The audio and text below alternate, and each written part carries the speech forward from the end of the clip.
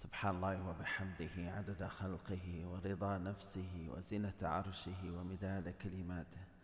سبحان الله وبحمده عدد خلقه ورضا نفسه وزنة عرشه ومداد كلماته.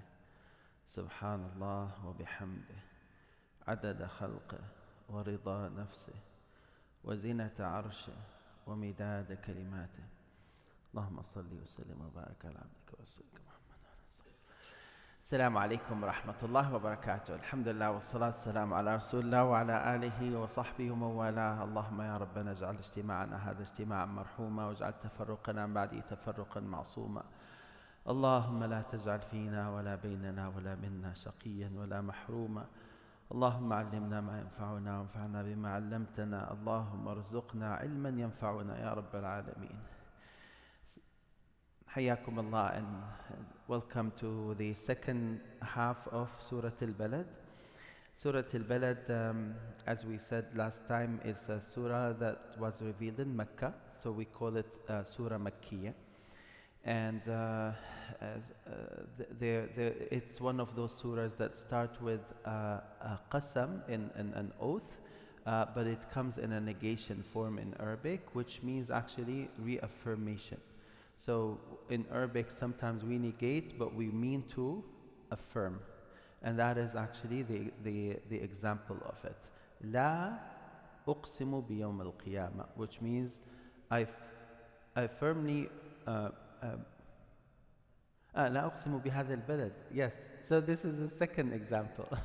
جزاك الله خير.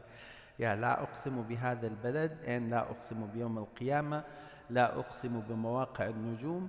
All of these are examples of an oath that Allah subhanahu wa ta'ala says with an Arabic negation form that is very commonly used in order to re-emphasize the oath. Okay.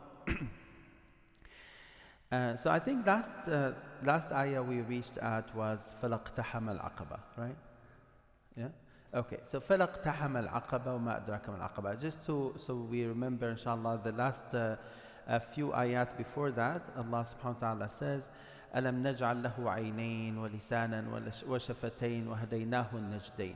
Allah is reminding the human about all those bounties that Allah subhanahu wa ta'ala has created for them. أَلَمْ نَجْعَلْ لَهُ عَيْنَيْن. Didn't we provide the human or gave them the two eyes through which they can see?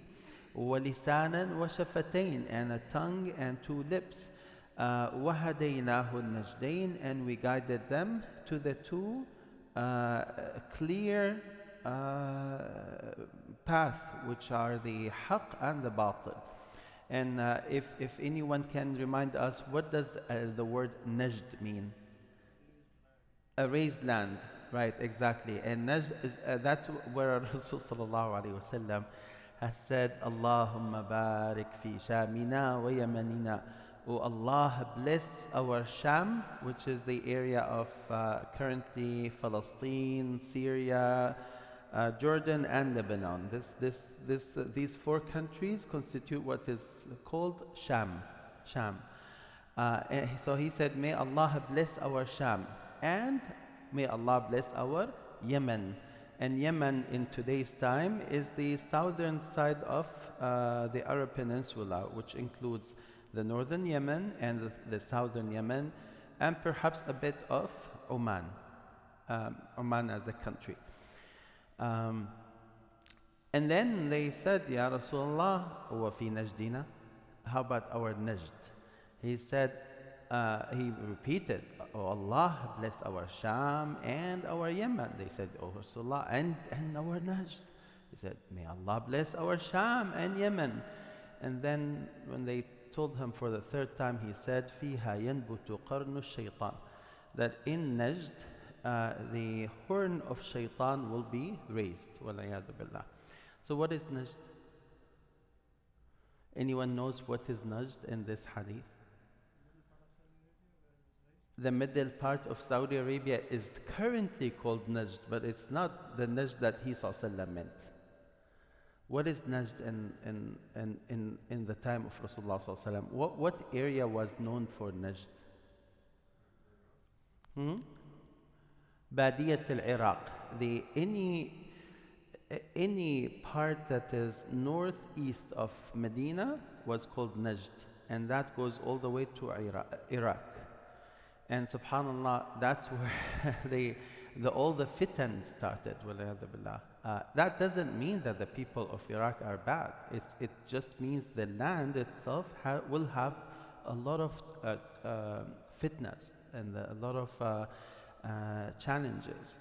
And that's where, subhanallah, most of the issues have started there. I mean, at that time, the Persians were there in Iraq.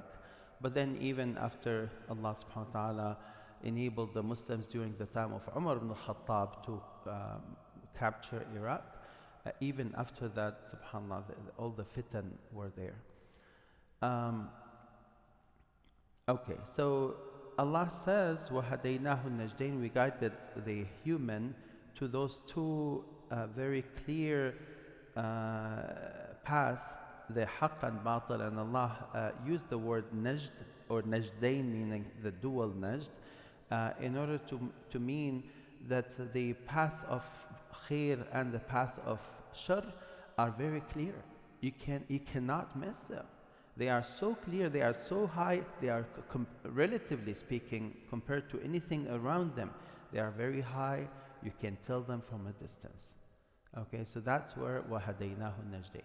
Once again, we talked about what Allah subhanahu wa ta'ala has given the human so that they can be guided, inshallah. Allah subhanahu wa ta'ala gave them the fitrah. Fitrah is this natural tendency to do good and to worship Allah subhanahu wa ta'ala, the one above us. And that is what we call it innocency in our today's language. So all the children are innocent. That innocence is what we call it fitrah in Islam. And subhanallah, innocence of children is unbelievable. That they would not like to do harm to others. They will never like to lie. They will never like to do anything harmful or anything that is shameful. Even though they may have not yet learned that this is called shameful or this is called harmful. So in today's time, people say truth and falsehood are relative, meaning that something could be truth to me, where at the same time it is falsehood for someone else. So it's like there's nothing like absolute good and absolute bad. It is a relative thing. This is, a'udhu billah, this is all against Islam, against our religion. Anyone who says that khair and batil, that haqq and batil or khair and shar are relative, this is totally against Islam. That's why Allah subhanahu wa ta'ala is saying here, وَهَدَيْنَاهُ النَّجْدَيْنِ, that the haqq and batil, khair and shar, are so obvious. You just cannot miss them. Don't tell me it is relative. Don't tell me I see it from my perspective, you see it from your perspective. Haqq is haqq and batil is batil. If someone lies, it is shameful. Don't tell me, no, this is diplomacy. Don't tell me this is smartness or cleverness. Don't sugarcoat it with other things and say it's relative thing. When lie is haram, is batil, is ithm, is all that. And being truthful is the right thing, and it is the haqq, and it is the hasana, inshallah. Okay, so Allah subhanahu wa ta'ala is saying that when we guided people to the two paths, and they also got the fitrah, and they also were enabled with intellect, with a great mind, so that they can really use that to distinguish between what is true and what is not. And when Allah subhanahu wa ta'ala also gave them freedom of choice. So you're not being pushed to believe in something. SubhanAllah, this is also a very important aspect in our religion, that no one would have the excuse in the day of judgment to say, I was forced to do this.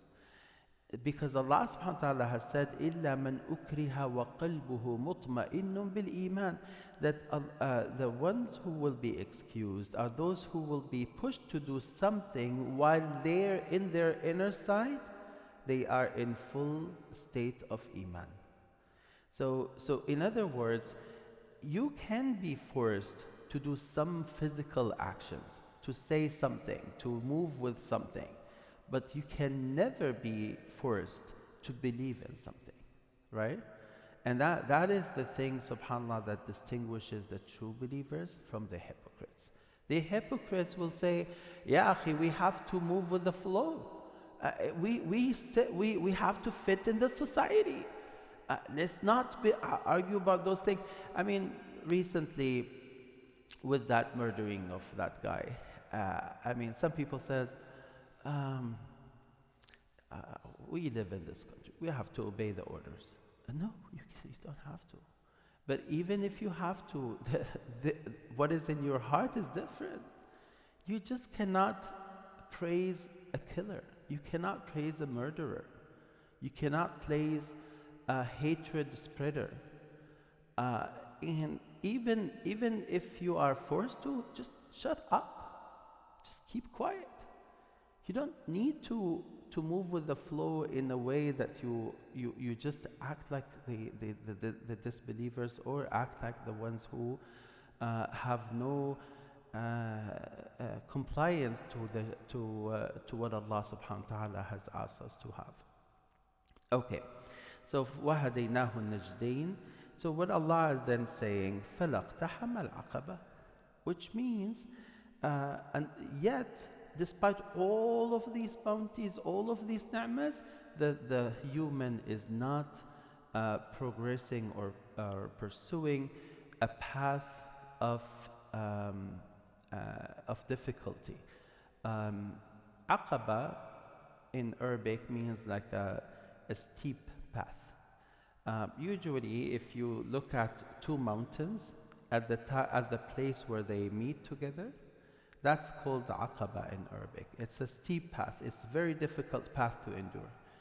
So Allah is saying that when Allah gives you, enables you, and gives you all of these, then that should be a reason for you to empower you to go through that difficult path. And that difficult path here means two things. Number one is the path or the paradise that Allah subhanahu wa ta'ala has provided and makes it for the believers, and then the second one is the acts and the difficulties you have to endure until you reach there. Rasul sallallahu alaihi wasallam has said, حُفَّتِ الْجَنَّةُ بِالْمَكَارِهِ, that this paradise is being surrounded by things that people don't like. You have to wake up in the early morning to go for a prayer. It's difficult. It's really difficult. You have to lower your gaze every time you see something haram. Of course it's difficult. You have to stay away from earning money that comes very easily through the haram stuff. Of course it's very difficult, especially when you are in desperate need of money. You need to be fair at everything you do. Of course it's difficult. The easier one is to just be careless. You have to work on yourself. You have to work on your health. You have to work on your children. You have to be responsible. Of course it's difficult. And those are the things that really take you to Jannah, inshaAllah. Whereas, subhanAllah, Sallallahu said, وَحُفَّتِ النَّارُ بِالشَّهَوَاتِ.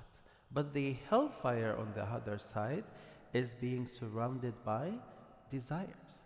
And subhanAllah, if you see yourself inclined to do something, always check that. Check yourself. Am I inclined to do this because it's easier? Because I feel like I have a desire for it? Or is it because I see in it what pleases Allah subhanahu wa ta'ala? This is a very important question for all of us. And subhanAllah, it applies to everything. I mean, you want to purchase a car. They tell you, You know what? We can do you financing. Wow, financing is a brilliant idea. I don't have to put all the cash on the table from day one. Of course, I would like to, keep some money to use it for something else or even invest in it. But the problem is that if this financing comes with usury or with interest, then at that point in time, I need to make a decision based on, am I going to purchase it with this non-Islamic financing because it's easier for me, which is desire? Or is it that I will stop doing this because that will be, because otherwise it will be a violation in my religion? And that is where we should always remember that, subhanallah, most of our actions that we take, it's just because of convenience. It's just because of desires that we have. A person who wants to get married, and he finds in the the party that he is proposing to, all the beauty, all the nice things that he is looking for.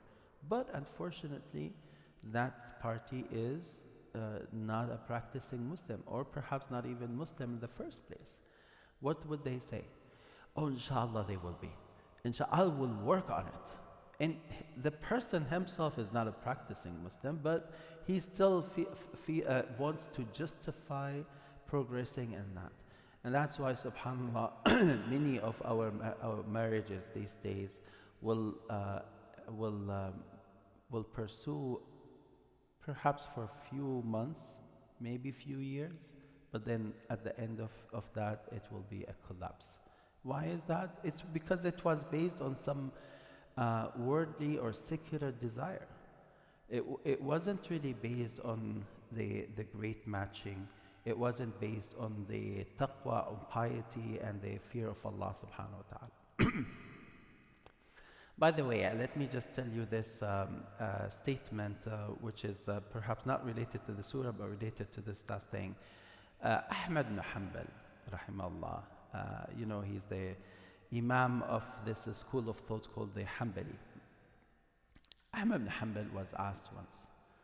He said, the question was, when someone proposes to a woman,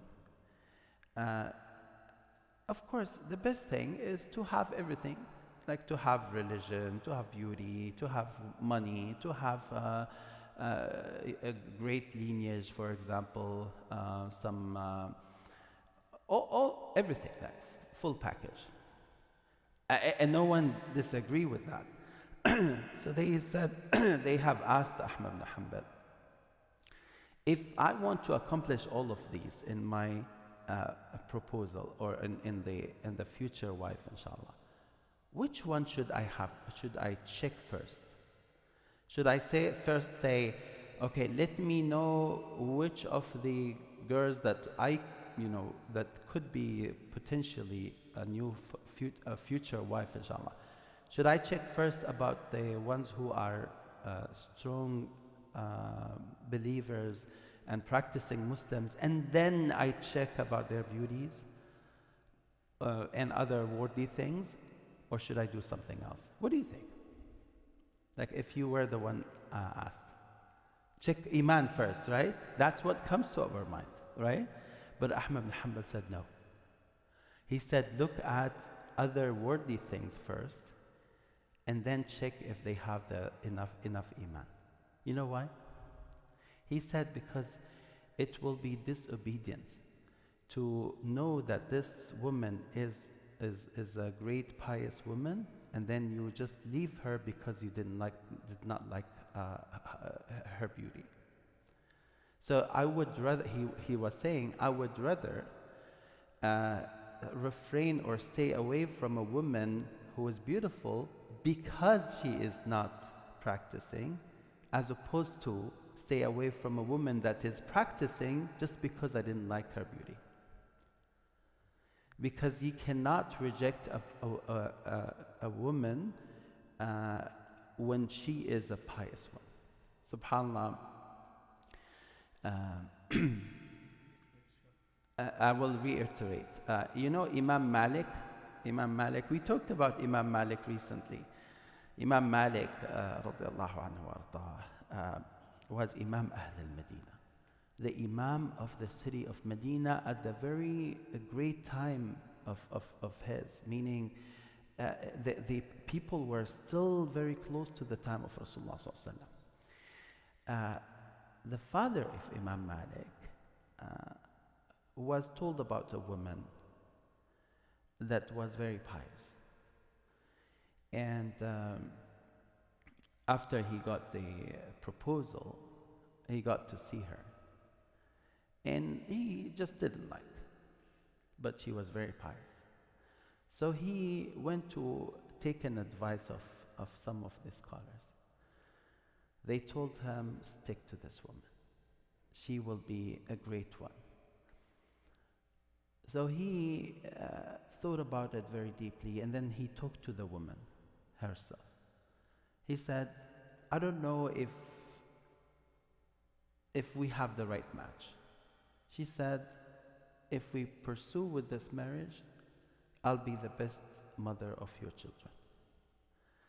So he made istikhara, and he went ahead, and he went forward, and he got married to her. And subhanallah, he passed away. And who they got out of this marriage? Imam Malik, radiallahu anhu ardah. I bet that if any of us would ever know that any woman in the world will bring him Imam Malik, wallahi, he would just say, this is it. Because what could be better for you than having a righteous descendants who will keep you in their prayer, who in every good action that they do, Allah subhanahu wa ta'ala will also reward you.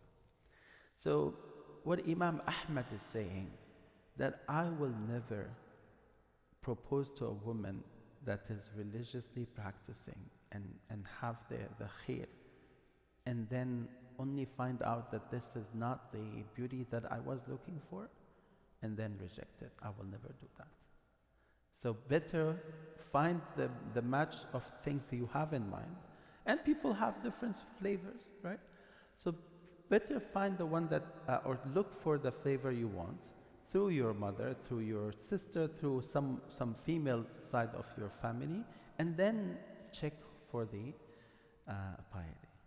Yeah. Is it clear?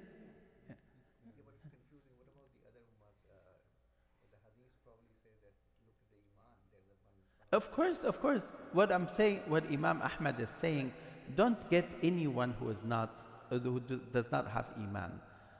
But he didn't like that people will reject someone with iman. Yeah. I got his point, but Yeah. the thing is like looking at if you have choices and if you see which one is greater. You will get the one with greater iman. Of course, no doubt.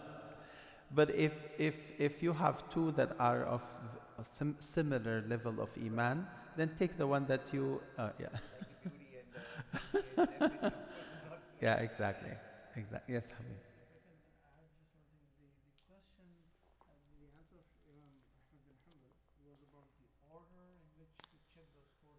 Exactly. The order that you check those things. Yes.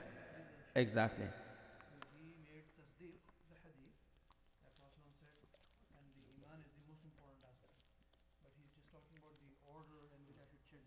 The order of search. The order of search. Okay. طيب. So back to the ayah, inshallah. فَلَقْتَحَمَ الْعَقَبَةِ. Then those all great bounties that Allah subhanahu wa ta'ala has given the person should be leveraged, should be used, should empower the person to endure this steep path, which is the path of Jannah, inshallah. So Allah then said, وَمَا أَدْرَاكَ مَا الْعَقَبَةِ. And what makes you aware, or what makes you know that path of Aqaba, the steep path? فَكُّ رَقَبَةِ. So here Allah subhanahu wa ta'ala is saying, what makes this path difficult? What is it that, what is in that difficult path? So the first thing, subhanAllah, was فَكُّ رَقَبَةِ, which means freeing necks, freeing slaves. SubhanAllah, this ayah is a miracle, because When the time of Rasulullah ﷺ was, slavery was a big thing. Everyone would have slaves. They will have slaves left and right. It was the common trend. Slavery, slavery, slavery. Islam doesn't like that. Islam likes to free all people.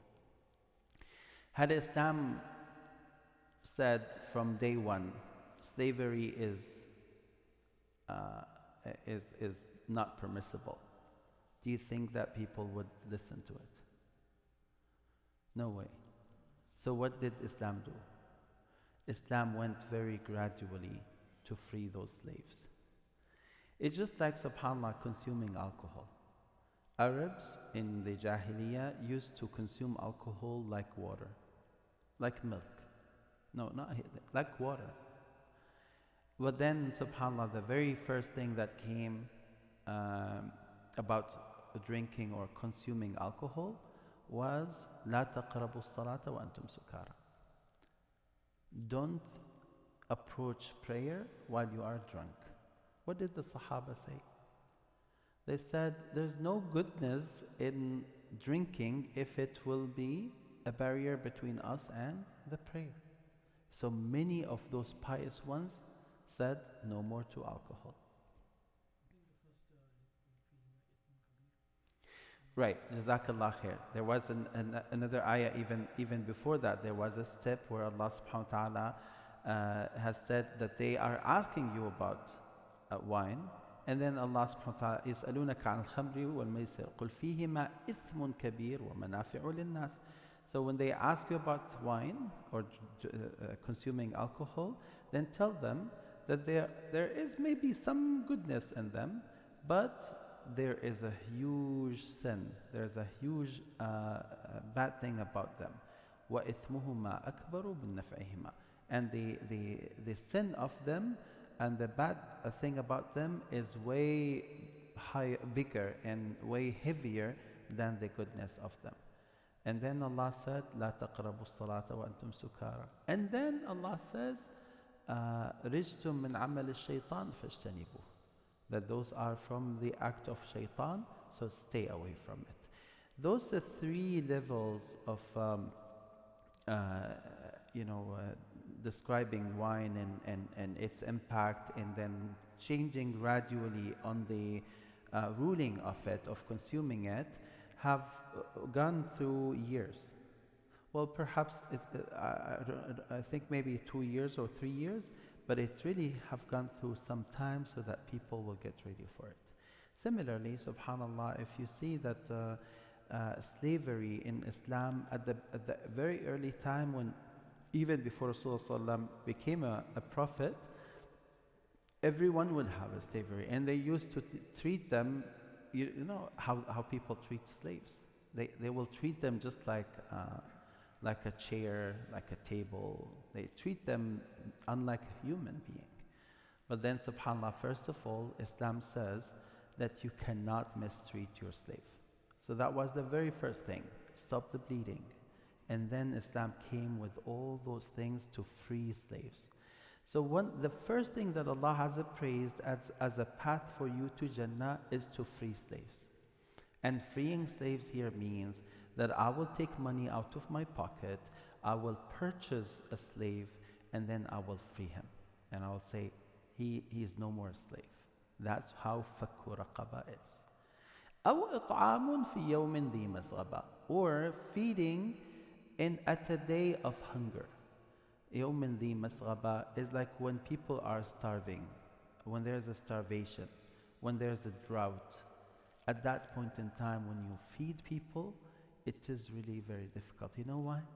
Because you are the one who is desperate for that food as well. Subhanallah, that actually reminds me with something great here in this masjid, mashallah. I heard about it that when there was this the hurricane, what was it called? Barry? Yeah, exactly. And then people used to use this masjid as a shelter, right? At a time when many churches have closed. And I did hear, I don't know, I wasn't here, but I did hear that some people even used to bring their pets to the masjid. Subhanallah, I thought this was a brilliant thing, wallahi. أطعام في يوم ذي مسغبة. That you feed people on a day of hunger. That you provide for them things that are so valuable to you, but only because everyone is at need. يتيما ذا مقربة أو مسكينا ذا متربة. So who are you feeding? Allah mentioned two examples. يتيما ذا مقربة, an orphan who has a close kin, like who is a close kin to you. So not only an orphan, not only a relative, but both of them. All right? So يتيما ذا مقربة أو مسكينا ذا متربة, or a miskin, a needy one, ذا متربة, who is attached to dirt or attached to dust. And what this really means, ذا متربة, is someone who has no shelter, has no place to go to, and the person is always on the ground, always on the dust or on the dirt. So meaning that the person who is at the lowest level of income or wealth, meaning the one who is at the most desperate need of money. So orphans who have lost their fathers before puberty, ذا مقربة, the ones who are relative, and the miskin who is so desperate for help. By the way, when we talk about yatim in Sharia, anyone who has lost their father before puberty is called yatim. So what about someone who lost his mother or her mother before puberty? What do we call them? Are they yatim? In our slang nowadays, we say yatim. But in Sharia, they are not yatim. The yatim is only the one who lost their father before puberty. So I still remember when I was a student, there was a guy who was begging for money. He was like 30 years old. So he came to me, he said, "Brother, I am yatim." I said, "You are yatim? You're older than me and you call yourself yatim?" So he was like, "I just lost my father." I said, No. If you lose your father before puberty, then you are yatim. No. Okay, so yatim ذا مقربة أو مسكين ذا متربة. Now here is the very important point in this surah, and you will see it in other surahs, is that when Allah describes all those righteous good deeds, Allah does not just describe the righteous good deed and praise them in themselves. Allah praises them when they are in coexistence, when they go parallel to what? To Iman. Because if a person has no Iman, then regardless of what they do, that will not save them in the day of judgment. It will reduce the punishment, yes. It may put them at an easier level of Jahannam, of the hellfire, yes. But it will not save them from the hellfire. The only thing that saves a person from hellfire is believing in Allah subhanahu wa ta'ala. That's the only thing. إِنَّ اللَّهَ لَا يَغْفِرُ أَن يُشْرَكَ بِهِ. Allah will never forgive a person who commits shirk with Allah subhanahu wa ta'ala. وَيَغْفِرُ مَا دُونَ ذَلِكَ لِمَنْ يَشَاءُ. But anything less than that, Allah may forgive to whoever Allah subhanahu wa ta'ala wants. So Allah then says, ثُمَّ كَانَ مِنَ الَّذِينَ آمَنُوا. So not only that they fed the needy and helped the orphans and the relatives, but also has the righteous Iman in their hearts. And Iman is the main pillar. But Iman, in order for Iman to sustain and to continue, it needs to come with a couple of other things. What did Allah subhanahu wa ta'ala say? ثم كان من الذين آمنوا وتواصوا بالصبر وتواصوا بالمرحمة. We know about another surah that has the word وتواصوا, which is Surah Al-Asr. What does it say? وتواصوا بالحق وتواصوا بالصبر. Okay, so here وتواصوا بالصبر وتواصوا بالمرحمة. What is the common factor? Sabr, which is what? Perseverance or patience. Huh? I think in this context it has to be both. It's not just patience, it's also perseverance. Because if you say just patience, many people would say, okay, then you need to be quiet about your pain. No, you need to also have perseverance and continue and move forward despite all those difficulties.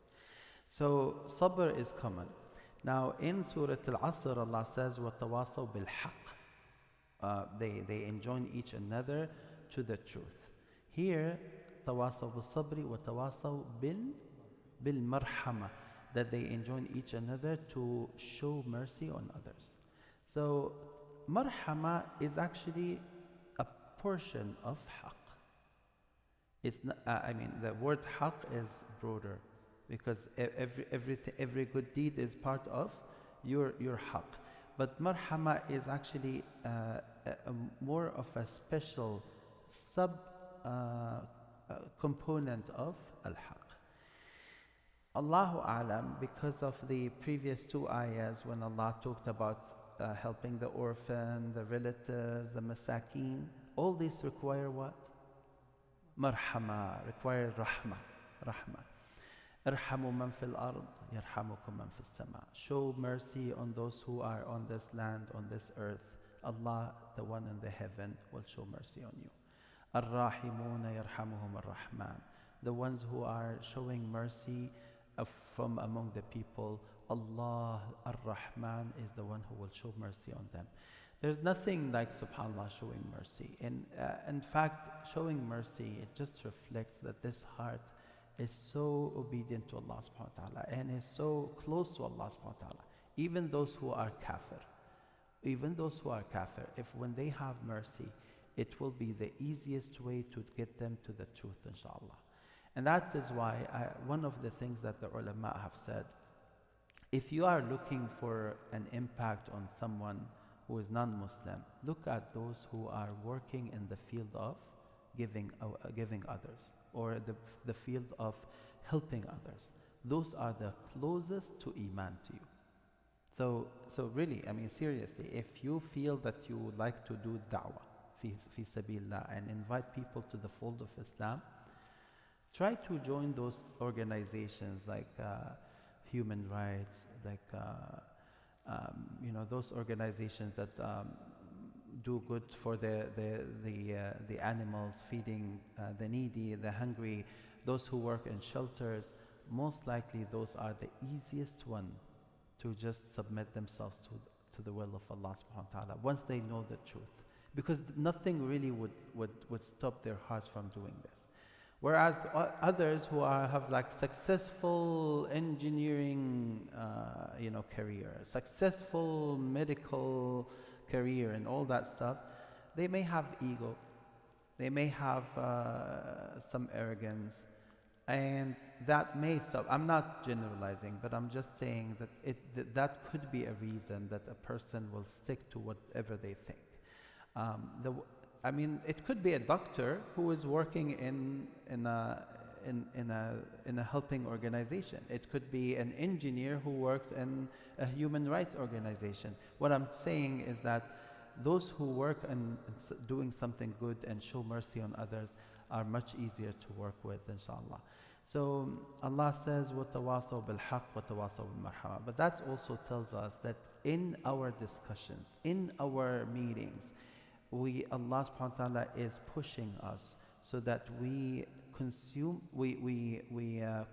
our time in joining each other to what is good, to what is righteous, to what is haqq, to what is patience or perseverance, and to do rahmah. That is why Allah subhanahu wa ta'ala has said, لا خير في كثير من نجواهم إلا من أمر بصدقة أو معروف أو إصلاح بين الناس. That's most of what people talk about. Most of the chat that happens between people. Election, who is good and who is bad. Look at this person, what he did. I hate this person. Well, let's go with that. Most of these are, وَالْعِيَاذُ بِاللَّهِ, going to be a regret on the Day of Judgment. And I'm saying election because, subhanAllah, we're getting close to it, and I started to hear the fire from different places. But astaghfirullah al-azim, may Allah subhanahu wa ta'ala protect us from all this fitna. But it's everything. I mean, people just sit one day next to those youth and hear what they are talking about. They might be talking about women, might be talking about cars, might be talking about the brain rot that they are listening to and watching every day, and etc. etc. Allah says, "La khayra fi kathirin min najwahum." There's no goodness in most of what they say. This was before brain rot, by the way. This was at the time when people were at the century that is away from all this haram these days. Yet, subhanAllah, what would be the case in today's time? إِلَّا مَنْ أَمَرَ بِصَدَقَةٍ, except those who will use their time and speech to command and invite people to do sadaqah, to do goodness, to be merciful with others and help the needy. So that's the point I wanted to make. إِلَّا مَنْ أَمَرَ بِصَدَقَةٍ أَوْ مَعْرُوفٍ, or those who are spreading ma'roof, spreading khair to the people, أَوْ إِصْلَاحٍ بَيْنَ النَّاسِ, or those people who are trying to reconcile between disputed parties. So those are the things that Allah subhanahu wa ta'ala has praised to be with us. And then here in this surah, Surah Al-Balad, وَتَوَاصَوْا بِالصَّبْرِ وَتَوَاصَوْا بِالْمَرْحَمَةِ. They are always working together to be patient, to have perseverance, and to spread mercy among all people. And that mercy is not only for Muslims, it's not only for human, it's for every living thing. That's what the Rasul ﷺ has said, في كل كبد رطبة أجر, that showing mercy and doing good to every living liver, to every living party, to every living thing, there will be an ajr and reward from Allah subhanahu wa ta'ala. SubhanAllah, that is why you hear in Surah At-Tawbah, وَإِنْ أَحَدٌ مِّنَ الْمُشْرِكِينَ اسْتَجَارَكَ فَأَجِرْهُ حَتَّى يَسْمَعَ كَلَامَ اللَّهِ. That even if one of those disbelievers who have been fighting against Muslims came to you asking you for some help, for some protection, then give them protection until they hear the words of Allah subhanahu wa ta'ala. You know why? What do we do if we see our enemy? If we see someone who has done us a harm, what do? We revenge, right? Isn't that true?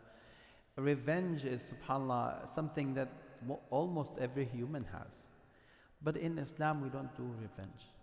In Islam, we would rather try to give people hidayah if we can, even if they have harmed us the most.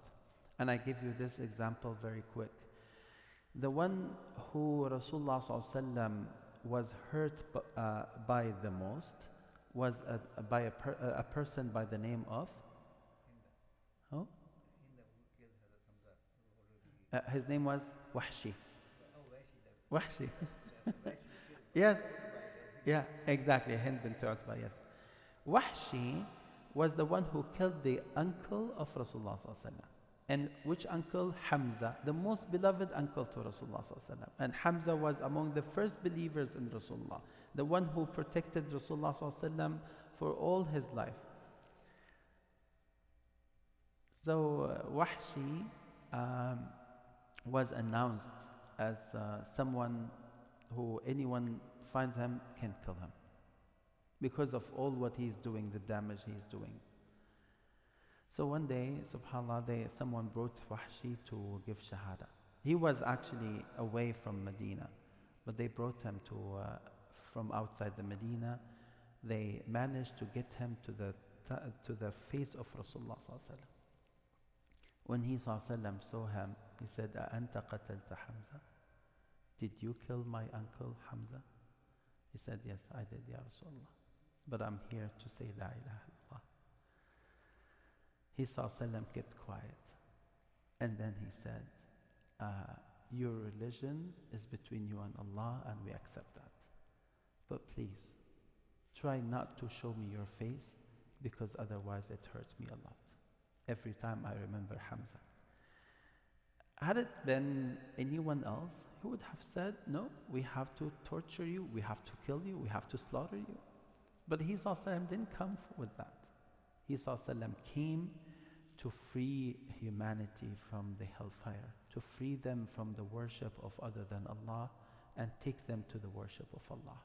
Free them from punishment of Allah on the Day of Judgment to the Jannah and paradise and the Day of Judgment. That is how Allah subhanahu wa ta'ala said and described him. وَمَا أَرْسَلْنَاكَ إِلَّا رَحْمَةً لِلْعَالَمِينَ. We haven't sent you except as a mercy to all mankind. And to jinn as well.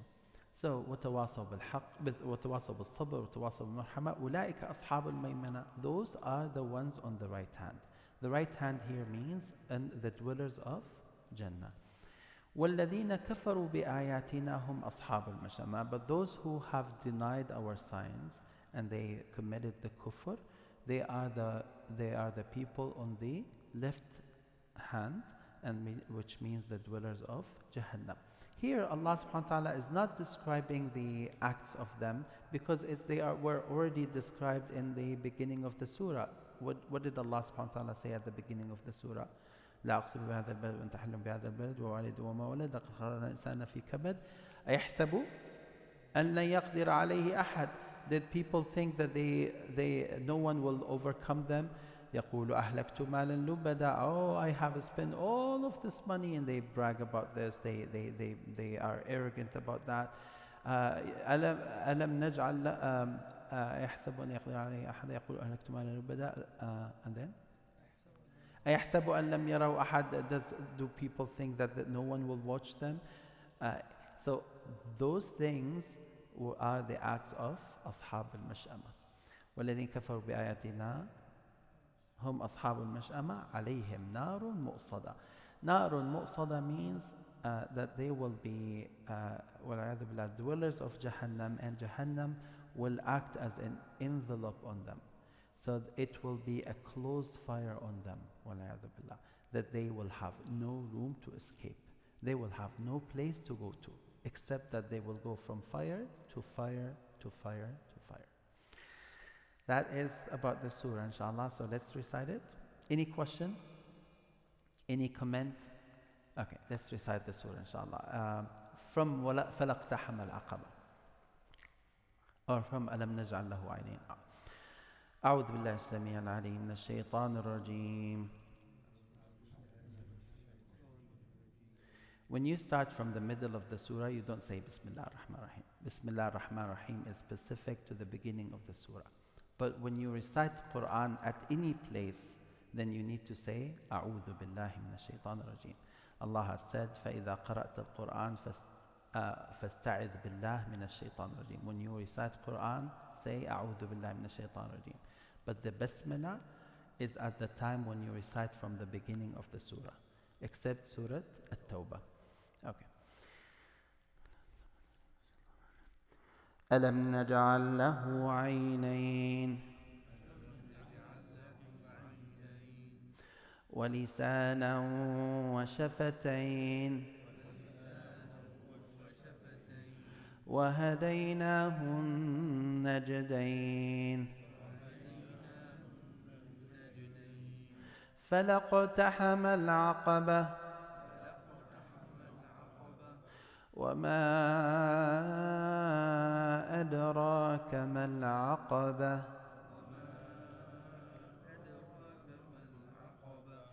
فك رقبة أو إطعام في يوم ذي مسغبة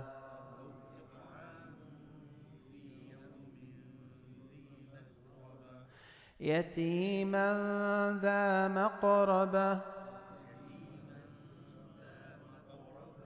أو مسكينا ذا متربة ثم كان من الذين آمنوا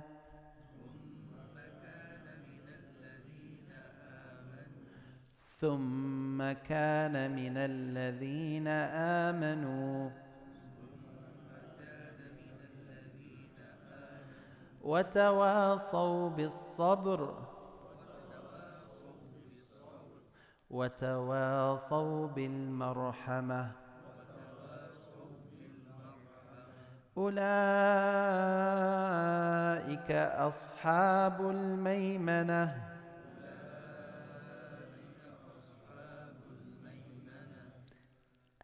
A is a soft, and then Sod is heavy. So you say A, S, S, and you see my lips, A, S. So the Sod, your lips go like this, and A is like this, S, S. Yeah, sometimes it's difficult to distinguish between the two, so people say Oshabu. No, the Hamza first is not heavy. And sometimes they say Ashabu. The Sad is heavy. The Hamza is soft. So Ashabu. أولئك أصحاب الميمنة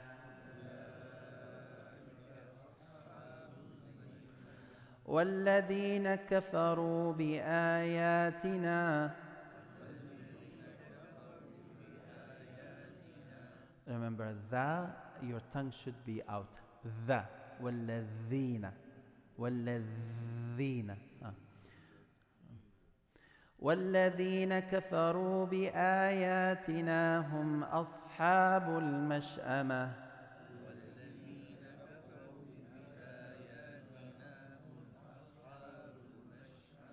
عليهم نار مؤصدة.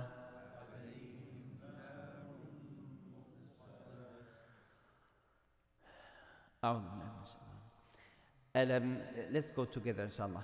ألم نجعل له عينين ولسانا وشفتين وهديناه النجدين فلاقتحم العقبة وما أدراك ما العقبة فك رقبة أو إطعام في يوم ذي مسغبة يتيما ذا مقربة أو مسكينا ذا متربة ثم كان من الذين آمنوا وتواصوا بالصبر وتواصوا بالمرحمة أولئك أصحاب الميمنة والذين كفروا بآياتنا هم أصحاب المشأمة عليهم نار مؤصدة. جزاكم الله خيرا. صلى الله على محمد وعلى آله وصحبه وسلم.